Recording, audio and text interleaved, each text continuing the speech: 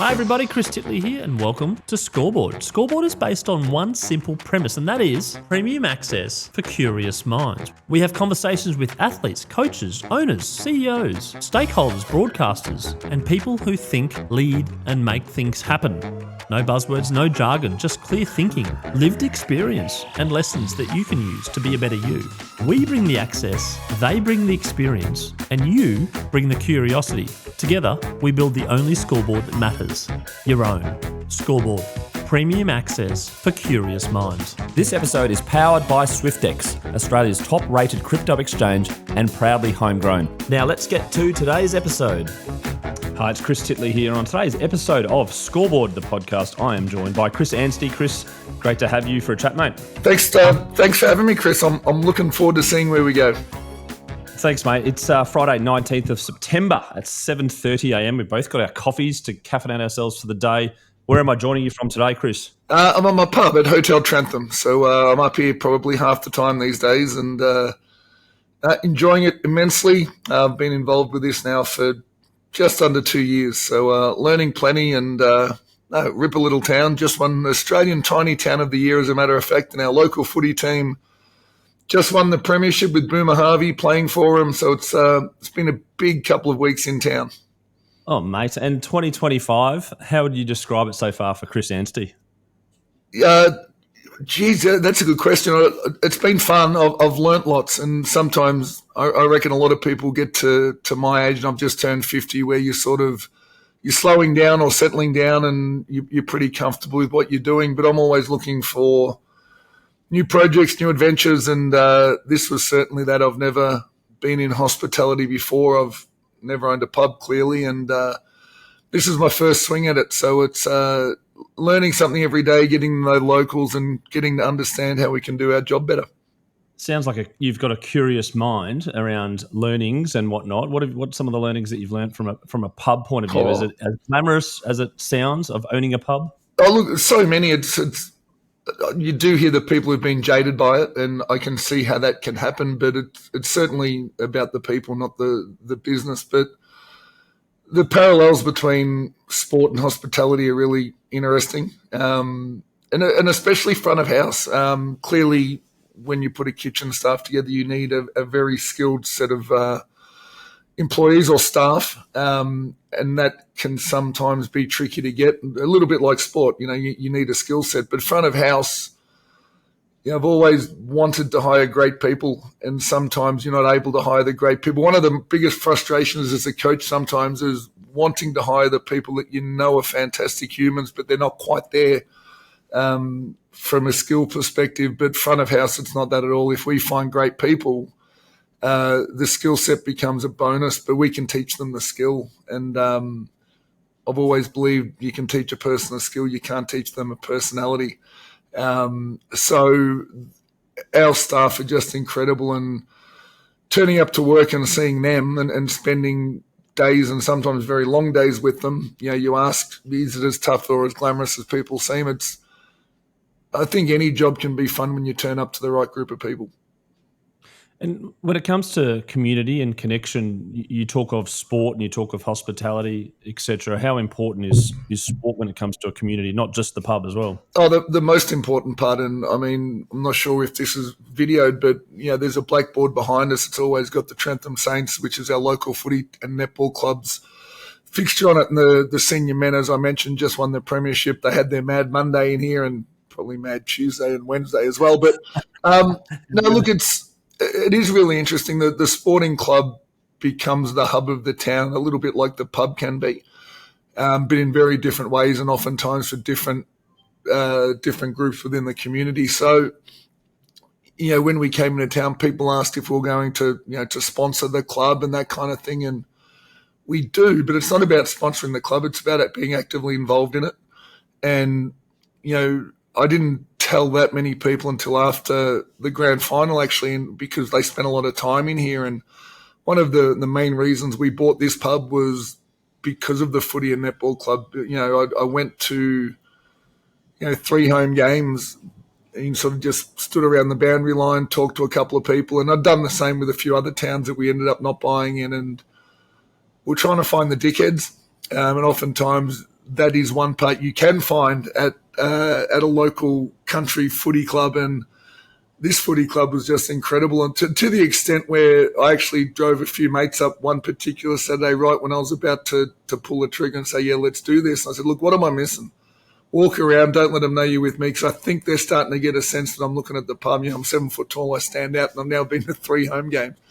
But they came back beer in hand with almost locals around their arms, just saying how great the people were. And I literally walked into the lawyer's office on Monday and signed the contract. It's just an absolute integral part of any community, but especially a small town like Trentham.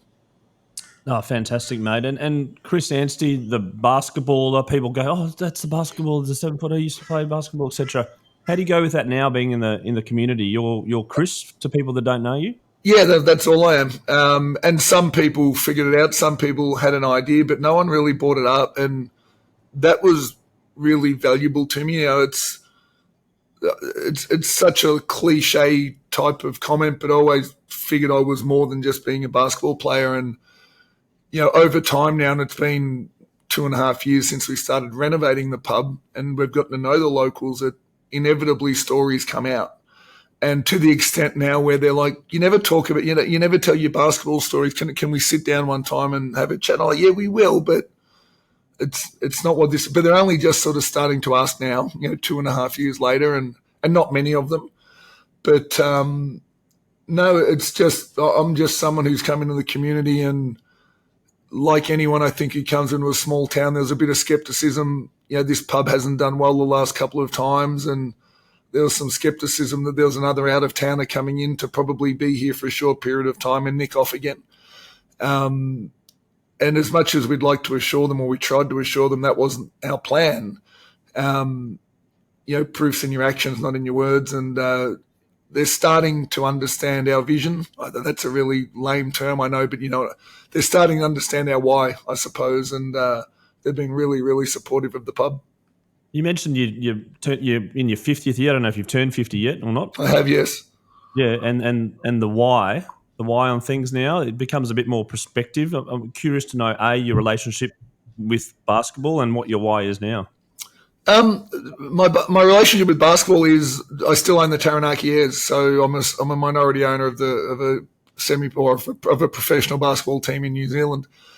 I got out of coaching. I loved coaching and loved what it taught me as much as perhaps what I was able to share with others. But I found it to be so time consuming for a small number of people. I wanted to be around more and more people. And I wanted probably the flexibility to consider new projects. I wasn't even something like this. And I've got the pub here, but I've also got a cafe and music venue in Melbourne called Arco Bar. With the same business partners, very different business models, and I spend more time up here. That was existing when I bought it, but I couldn't have committed it if every Tuesday night, every Thursday night, every weekend I had to be involved in coaching a group of people. So the NBL started last night, and I was running a trivia night, keeping a little bit of an eye on Melbourne United, beating Tasmania, and I'll go to however many games I go to this year.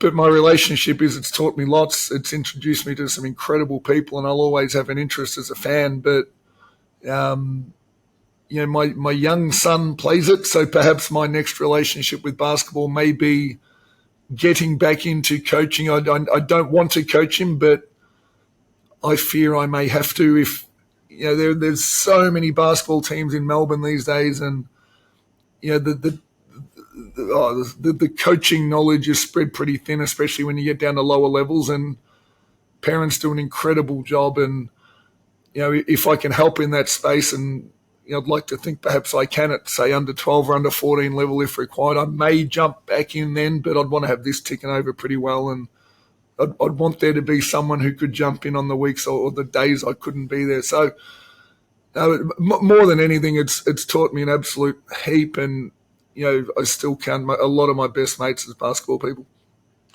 And Chris, where basketball is in Australia, you just mentioned then around the demand versus supply and the court shortages and the ref shortages, and at the grassroots level, it's probably I'd say the fastest growing or one of the fastest growing sports in Australia. How does that make you feel now growing up when predominantly it was very, very popular in the late 80s when there was no probably other major sports, but then, the US influence, and now it's just really kind of Australian. Like, there's obviously Australians go over to the US and Europe, etc., but the grassroots is very, very strong. Your thoughts on Yeah, the grassroots always has been, and I mean that's consistently grown year on year. And even when the top level, so the NBL, the WNBL, was struggling, the grassroots was still incredibly strong. And every time they asked for investment, they'd roll out the statistics of kids playing basketball around the state and the country.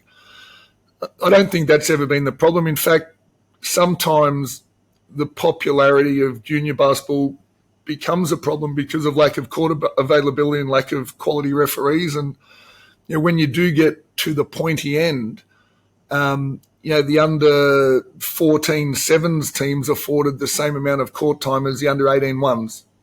And I've always thought there are two different types of basketball participants. Ones who will participate and ones who want to become professional, or ones who aspire to do something great. And they've got to be treated differently and afforded different amounts of time on the court. And sometimes our good kids just can't find that time on court. So you go to America, and I'm not suggesting America's got the right model, it doesn't, or Europe, and you'll be in an academy, or where you go to school will be where you train. And you'll have access to those facilities for hours and hours every single day. Our kids don't have that, or many of our kids don't have that. And, we don't have that level of coaching. And our kids hear from so many different voices. They'll have, the good ones will have a state coach, a rep coach, a domestic coach. And there's so much confusion in so many kids who could be great if they only listen to one voice. But there becomes confusion as well. So it's a really, really interesting conversation. And maybe the biggest part, and you speak to people in other sport, and our basketball kids just play all year round. They'll play a grand final one week, they're round one the next week, it seems. They just don't get a time for their bodies to relax and for their brains to relax and to go and maybe invest in their body a little bit. And it's just week on week. There needs to be a break. I think we need to remove the penalty for really good kids not wanting to play all year round and take a few months off, take a season off. I think that's a healthy thing, and so many kids burn out. So basketball, it's in a really good stage, and now you flick to the top level where we're talking about the NBL stadiums are full. People always refer back to the mid-90s when I started, the early 90s to mid-90s when I started playing, and they talk about the 15,000 people at Rod Laver Arena, and it was incredible. But that was 4 games a year. Those same people didn't turn up the next Wednesday when we played the Canberra Cannons and there were 3,500. It wasn't 15,000 every game. That's rose-coloured glasses. I think the consistency of attendance around the country and for every single team has risen. It's on TV. The kids can tell you NBL players' names. The jerseys are more available. So the league's in an exceptionally strong position at the pointy end as well now. So across the board, it's going very well. When you were growing up, did you know the names of players, of sports players, etc., that you had some sort of aspiration to? And what were you doing as a kid? It wasn't basketball early on, but your love of sport was obviously pretty strong. Yeah, I played tennis. I think it's pretty widely known. My doubles partner from the time I was, 10 all the way through until we finished up was Dustin Fletcher. He went to footy a year before I went to basketball. And no, look, I wanted to play Wimbledon. We were a really good doubles combination. We actually went through a period of 4 years. We didn't lose. But we still couldn't make an Australian team because they'd take the two best singles kids and play them together. And we're like, shit, we just beat them 3 tournaments in a row, but they weren't picking a pair to play doubles. They'd take 2 kids, and that was really disheartening.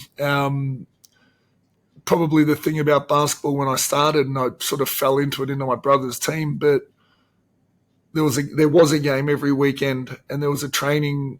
I mean, there was still training every week with tennis, but there was a game every weekend. With tennis, I had to wait for school holidays to play in tournaments. junior and senior competition had breaks. So I found that I could play and be around a group of people more often. And I suppose, interestingly enough, one of the biggest reasons that I enjoyed moving across to basketball was my height was considered an advantage, and it wasn't picked on or teased or anything like that. It was actually welcomed. So that probably kept me going along at the start, and I was fascinated to see how much improvement I could make. You talked about kids and the voices now, lots of coaches, lots of different types of things, 2025, and you might have a strength and conditioning coach, and you might have this, and a regional coach, etc. Your voices that spoke to you early on in terms of your career, was there some inspirational voices, some ones that you did trust, or was there a lot of noise as well? No, I was lucky. I had Des Middleton to start. He was the under-18 Melbourne Tigers coach, and he was absolutely patient with me. He made sure my teammates were patient with me. And he really simplified things. In one of the things that I'm I didn't start until I was 17. One of the things I'm fortunate for through accidentally starting that late, I suppose, is I didn't pick up any bad habits as a kid. And that was one thing, even knowing Des and knowing the team that I was on and how good the team was. I walked into probably the best team in definitely Victoria, maybe Australia. They've won international competitions. So that's who I was learning from. But they'd all develop great habits. So many young kids pick up bad habits. And then from Des, my first year and a bit, I went across to Al Westover, and he was exactly the same. It was absolute basic fundamentals. Get the basic fundamentals right. Forget the flair, forget all of that, get your fundamentals right. Again, good habits. One of the things through those two coaches, before I even found Brian Gorgian, and he was probably still as grateful as I am for the first two. Gorge took it all to another level, but they'd always say that, and you see it today, the kids are learning about recovery. So they've got a game on Saturday that the coach and the players want to win. So they have this light session on a Thursday. We would be working our asses off, Monday, Wednesday, Friday, and we'd turn up to games exhausted because we didn't care if we won or lost. We actually didn't mind as much. Of course, we all wanted to win, but we all had somewhere to go. And the kids who recover on a Thursday because the coach wants to win on a Saturday, they'll never make it because there's another kid out there working their ass off, and that's their normal, and they're getting used to playing tired. And they're finding hours and hours more to invest into their skill set and invest into their body than you are because you're recovering from work you haven't done because that's now a fad. So that I was really fortunate for that. And then Gorgian took that to another level. There's so many stories I could tell about Gorge, but just with the habit, I was 18 months in with the Magic, and I was sleeping I was exhausted. My body couldn't go anymore. I was sleeping on the stadium benches in between sessions. I couldn't run. I was still only playing 8 or 9 minutes a game my second year at the Magic, so my third year in the NBL. And there was this one session by my own form, I was unreal. I was the best I've ever been. I was the best player on the court. I kind of had this smirk. I'm like, wow, outrunning everyone, dunking on. It was unreal, this one session. And the minute the session is done, as in the minute I've had my shots after the session and all, Gorge calls me up in the office, and he looks me down the eye and goes, "How do you reckon training went today?" And I sort of had this smirk. I wanted to say, "Mate, I was unreal." I sort of went, "Yeah, all right." He goes, "All right." He goes, I thought you're incredible." And I sort of nodded, and he said, "Did you do anything different this week?" I'm like, "No." And he said, "Think about it." And so as I thought back, and as he led me to, we'd had one less weight session. We'd backed the weights off. The individuals had been non-contact. We'd only gone 30 minutes. Essentially, he tapered me off for the last 5 days. And I said, "I'm rested." He said, "Yep." And he swore. I'm probably not allowed to swear, but you can edit this out. He goes, he said, "Do you see it now?" And I nodded, as in, "Do you see what you're capable of now?" He said, "Do you see it now?" And I nodded with a smile and went, "Yep." And he goes, "Well, fucking get back to work." And so many young players quit because they get tired and they don't see instantaneous results. And I always got told that the best results come after putting years in, but then that becomes your normal. So my normal became something that I know players I've played with had no ability to get to because I didn't think I was capable of working as hard as I was. And I say that every one of the Southeast Melbourne Magic players was. But we looked around the league and we knew no one else was working as hard as what we were and didn't have the chance that we had to be successful. In that conversation you've just talked about, there's zero talk of winning, right? It's about the process and the result. And this is something that I've learned over these interviews over the last year. With the result is the result. Like, you go out and you trust the process, but finding your process and finding your habits to get to that self belief that Gorge kind of unleashed in you and that process. I'm curious now as a parent, when there is competitive sport now and there's divisions and grading and all that sort of stuff. The emphasis on winning from parents and other things is a bit high when I was growing up. Parents are the worst. They're the biggest roadblock for kids because they want their kids to win. In the nicest possible way, I want my kids to lose because it teaches them more. I don't need my kids to play the highest level that parents want their kids to play. I'd rather them play a lower, more appropriate level and explore what they're capable of doing and grow their game and expand their game. I really subscribe to the drive home theory, where so many kids are lost to the sport because of the review that the parents give, or the excuses the parents make, or the suggestions that parents make. And, even this year my son plays football and basketball, but I just hear some of the parents yelling out during the game. And in my head, I'm like, shut up, Chris. But what they're yelling is completely wrong, but they think it's right. So a very basic example would be that there'd be an under 10 kid and the parent would be yelling, get on your man. And I'm like, no, jump to the ball and get on the split line. The parents have no idea, and they're confusing their kids. So look, and coaches who believe that winning or getting a higher grade is success at junior level. It's not. I actually coached my first ever coach. I didn't want to be a coach. My first ever coaching job was at Caulfield Grammar. I actually took over from Bruce Palmer, who's a legendary coach. Yeah, he's actually at Brisbane Grammar now. Yeah. There you go. So to take over from him was really daunting because I knew, and he'd coached me. He was the assistant coach of our under-23 World Championship winning team. So I knew Bruce, and it turns out he actually recommended me, and that surprised me, but I had my interview and I was one of a number of people who interviewed for the job. And I remember saying, and they told me later on that was the key reason I got it. I said, I actually don't care about bringing trophies to this school. And I walked past and there was a Chris Judd, West Coast Eagles, Guernsey. There was a Brendan Goddard, I think St Kilda, Guernsey. I said, I'm more interested in having kids develop and go on and do something and be successful because of the habits we instill in them at school, a little bit like their education. If we win, we win. But I'm really fascinated to see what these kids are capable of so that they can carry that with them, and maybe one day they come back and say, remember when you said that? A little bit like what I was saying about Des Middleton. And that apparently got me the job. And that's all we ever focused on, knowing that we're a very small part of these kids' developmental journey, not running sets and not putting a whole nother offensive system and defensive system in, but putting in elements of any. Say we'd put in a pick and roll, we'd put in a stagger away, but things that you could take back and put into any system that they're probably running. Now, it turns out we won a few APS titles. We won state championships. We won national championships. When I say not without trying, we had a talented team.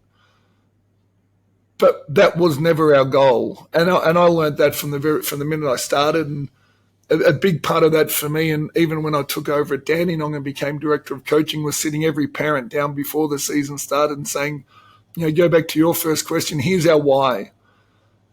Here's why we're doing things. If you don't understand, but here's what we need from you. If you don't understand, ask me. Don't ask the coach.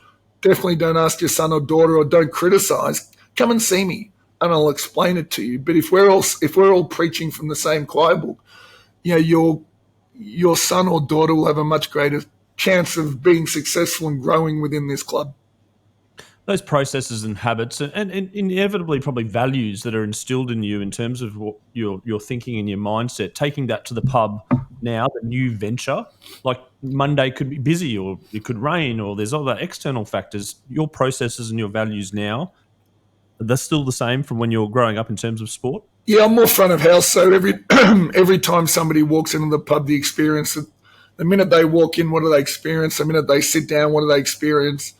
When the food's brought out, what do they experience? The interaction between staff and customers, all of these different types. But again, and I think I started to say before, when winning wasn't the priority, Gord used to always say, win or lose at the end of the game, you walk down the other end of the court, you shake their hand, you look them in the eye, and if they beat you, it wasn't because you weren't your best, it was they were better than you, and we'll go and work and get better again. And that's a bit like a bit for us. And my thing, it's a little bit different with the pub, but it's not a mantra, but what I say to all the staff, as long as our intent is right, we're okay. So if our intent is to be great to the customers and we make a mistake, I think we'll get a little bit of leniency. But never try to lie to them, never try to bullshit them, never try to cover something up. If your intention is to create a great experience and you don't quite get it right, then you go and be transparent. Say, I made this mistake. I'm really sorry.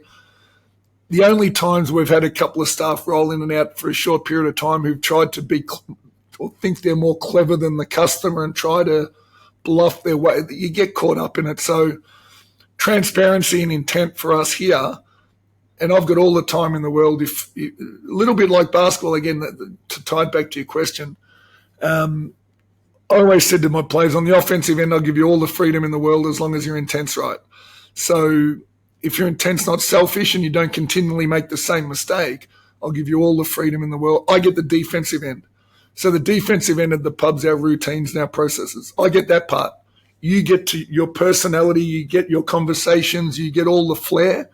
Be you, because you're representing this pub, but I get the process part. You get that part right. If your intent's right with all the rest, then we're good and you've got a job as long as you want. Basketball is incredibly individual. As a person, you have to work on yourself and your skills, etc. But then you mentioned as part of a team, you're knowing your role within the team. How did you go about that with different roles in different teams, from the bench to starting, etc. And now the reflections and the connection from that to the pub of knowing your role, but also having that individual kind of charisma or character shine through and self-belief. The biggest one you mentioned to start with, and the one that does my head in, is starting versus coming off the bench. Who cares who starts? People get so caught up on the first 4 minutes of the game. Worry about finishing a game. If you've earned the right to finish, I was always more worried about finishing a game. Now, I eventually got to the NBA, and I've told a bunch of kids who come to me and complain about, I played 3 minutes a game my first NBL season with the Tigers. I played 5 my second with the Magic. I played about 10 my third. And my fourth year I got drafted.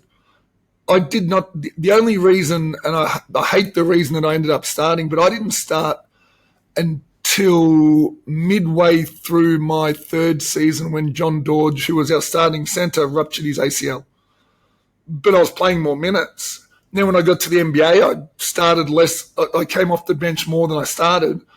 I came off the bench when I came home to the Victoria Titans. Even after playing in the NBA, I came off the bench as often as I started in Russia for 3 years. The first time I was a consistent starter was at 30 years old at the Melbourne Tigers. 13 years after you picked up a ball, basically. Yeah. I never get – who cares about who starts?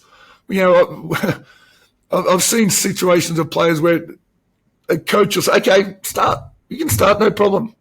Subs them off 3 minutes into the game, sits on the rest of the first half and say, well, you started. Is that what you're after? You tick the box, mate. Yeah, or do you want to play? Yep. So, I mean, roles is it fluctuates. One day it's one thing, another day it's another, but there's always a base level of expectation. It goes back to what I said before. Everyone is equal on the defensive end. Everyone does their part. Offensively, there's different levels of talent. So there were different times when I was literally get to the offensive glass if I can run my lane. When I started playing the game, when I was at the Magic, my goal was to sprint the middle lane every time, never make a post move in an NBL game. If I could get one basket in transition a half, I had 4 points a game.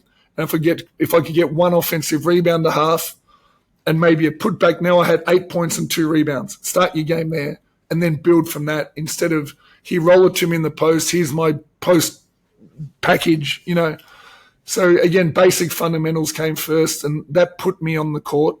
And I think that's the same here. If you know the basics and you know the processes, you're behind the bar or you're in the bistro, then the flair comes next because you're already on shift or you're already on the court. But it's not the other way around.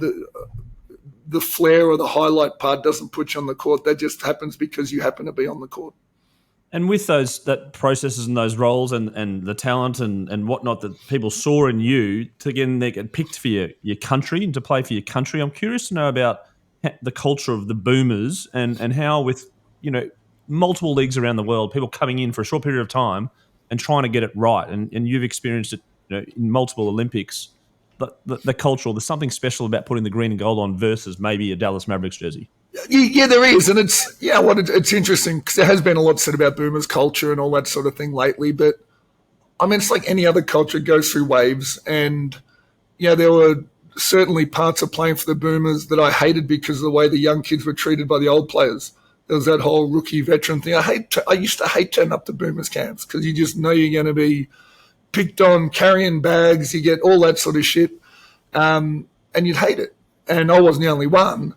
And then sometimes, if I'm ever, and I remember there was a particular, if I'm ever in a leadership role, I think there's a choice that you can carry on the way it's always been, or you can say it's never going to happen again if by chance I'm ever a leader. And I was always the second way.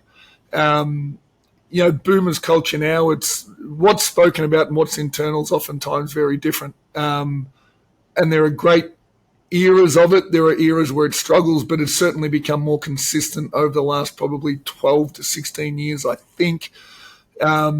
It's established itself. People only talk about culture when you're winning. We won our first medal and, it was an incredible effort to win that bronze medal, but I still haven't heard people talk about Opal's culture who won a gold medal, who've consistently medalled in world championships and Olympics. But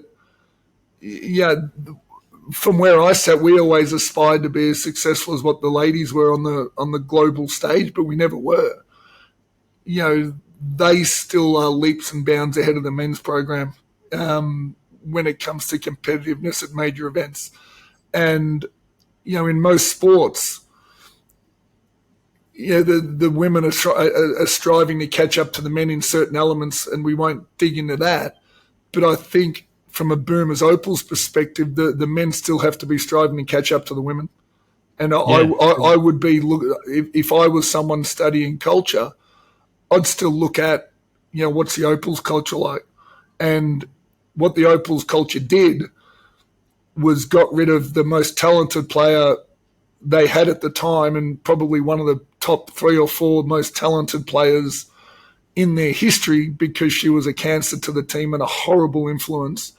They said, no, our culture's more important, you're out. And to me, that's strength. Wow. Yeah, no, it's very powerful. We've had Sandy Brondello on the podcast and Brian Gordon too. So and one of the trivia questions I was going to ask you later on is how many medals have the women won in Olympics? Lots. The answer. And 3 silvers too. So against Team USA. So maybe 28 with Sandy at the helm again, potentially go for gold again if things go their way. Now, a couple of questions I ask my guests. One is the scoreboard moment, and that's a moment in your life, very visual, a bit like a Kodak moment, a sliding doors moment, but you remember it clearly, and from that moment, your life changed.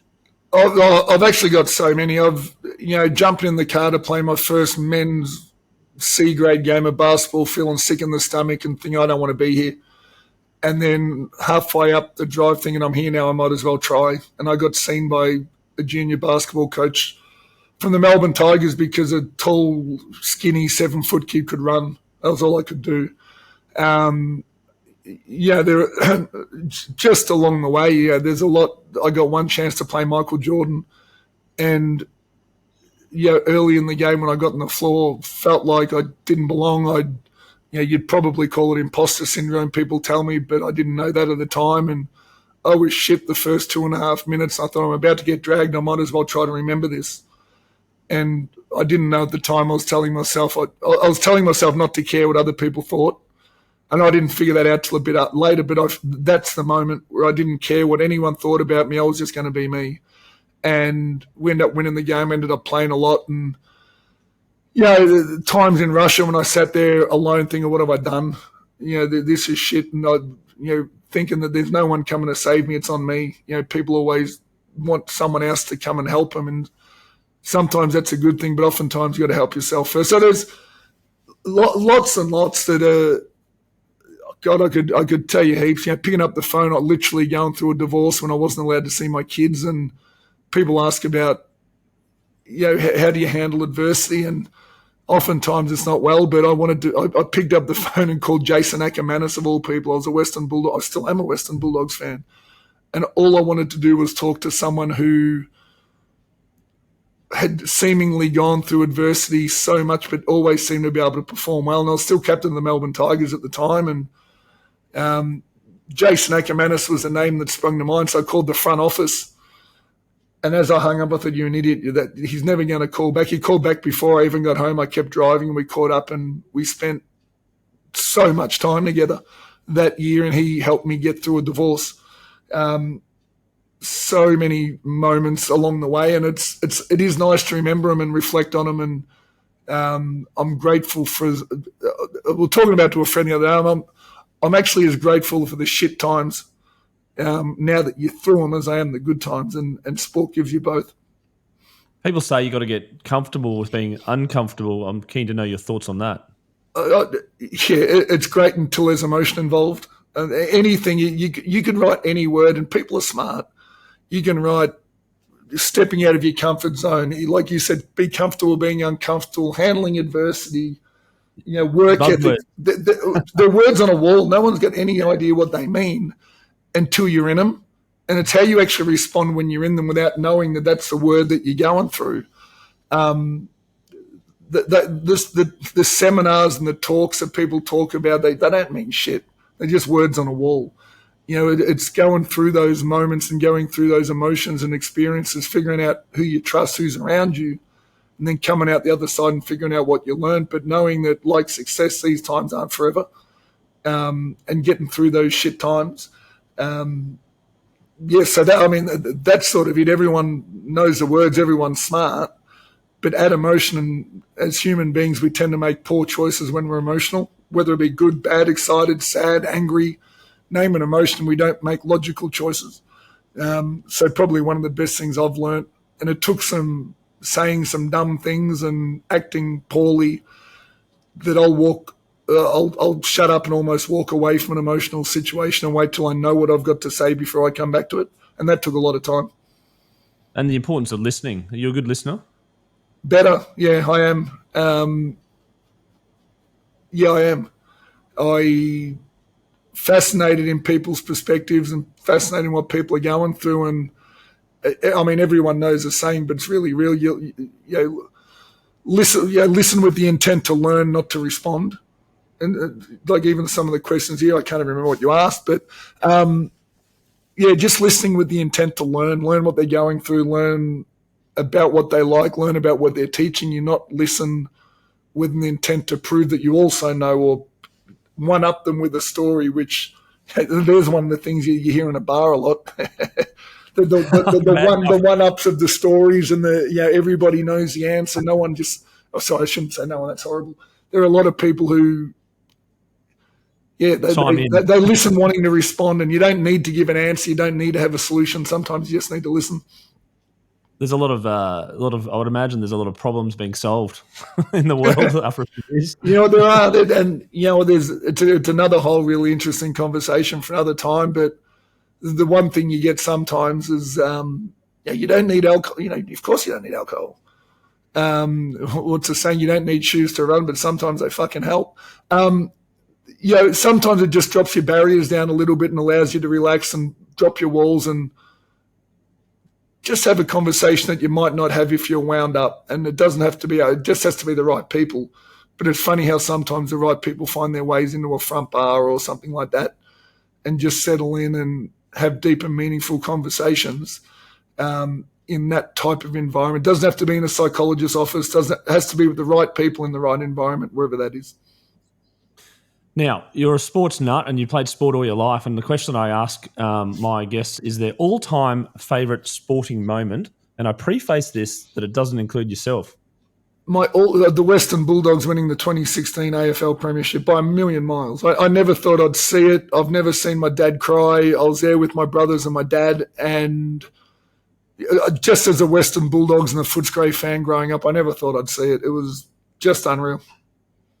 We had Dale Morris on talking about that tackle. We had Tom Boyd on. Just wonderful human beings. Now Dale's at the Lions at the moment, so the Mighty Lions are playing tomorrow night. Big game. What are your thoughts on this year's AFL? Pretty even. Yeah, it is. I'm fascinated. The Lions are depleted. Collingwood haven't been playing great. I really love what you're saying. I do enjoy watching sport, but I really, really enjoy watching sport at this time of the year because unlike what we said before, right now winning does actually matter, especially at a professional level.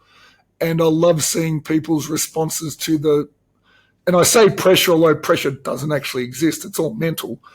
Nothing changes if the crowd's louder.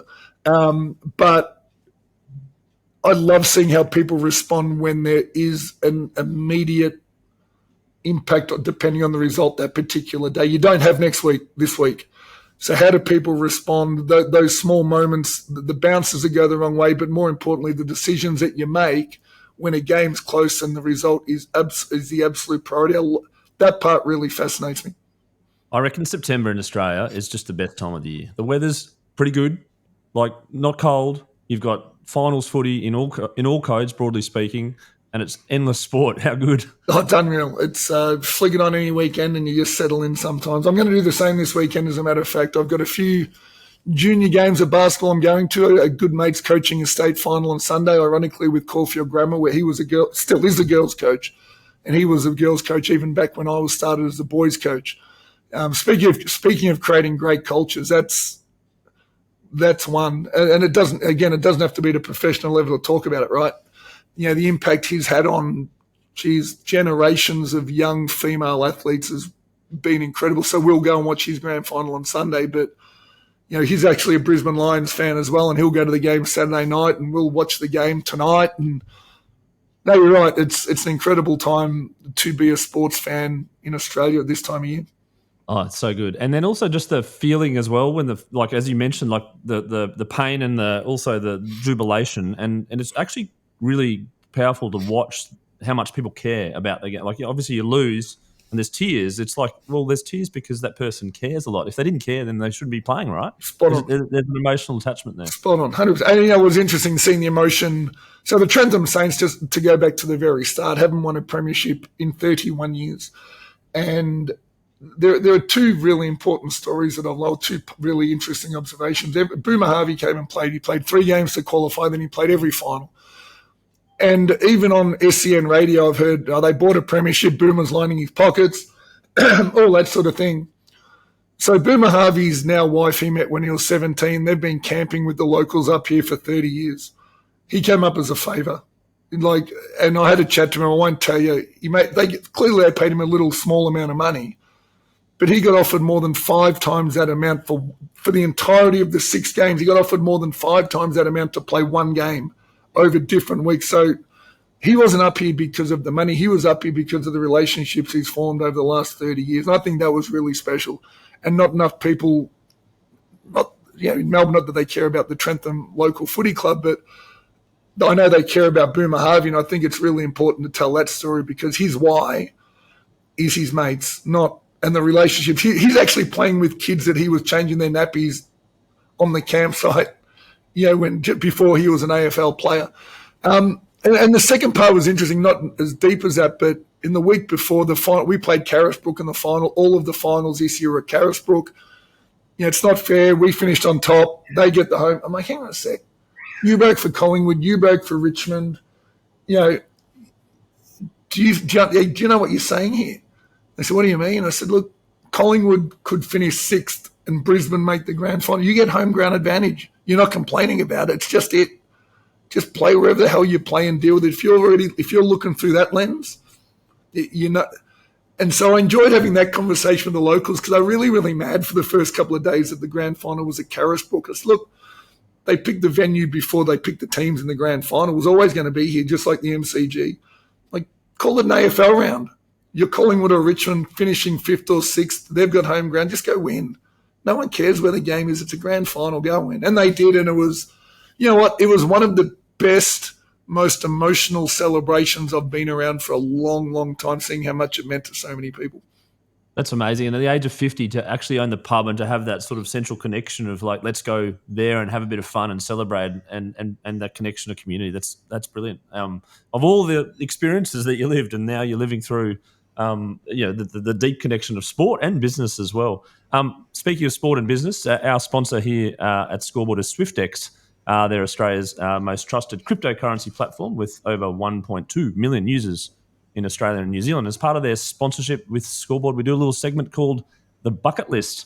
And the bucket list is the sporting event that you haven't attended thus far live that you would love to attend. And it's part of their new campaign, Where Can Crypto Take You? Chris, I'm curious, your bucket list sporting event that you haven't attended live in person. Wimbledon, then daylight. I still have. It was always my goal as a kid to play in it, win it. Now it's just my goal as an adult to go to it. And I'm a little bit disappointed I didn't get there before they put the roof on centre court. I've been to the US Open, clearly Australian Open. I haven't been to the French either, but I need to find a time to get to Wimbledon. And when you go to Wimbledon, what do you reckon you do? You do like multiple days, or you try and get the finals? You just walk around, you just strawberries and cream? Walk around the back courts and watch the real tennis over the first 4 days of the tournament. Watch your finals on a screen in a pub somewhere in London. But no, even the Australian Open, I'm qualifying in first few days of the tournament when the real, inverted commas, the real tennis happens. And you can follow the players and you can write them down and be prosperous and watch them grow. And if they succeed, they do it. And if they don't, then whatever. But it's fun. Chris Anstey, thank you so much for being on Scoreboard this morning. I really enjoyed the chat, and thank you for sharing some insights into your life as a professional athlete, but now the next chapter as a publican, and the good work that you're doing, and looking forward to supporting and sharing where I can. Thanks, Chris. Thanks for having me, and look forward to chatting again sometime.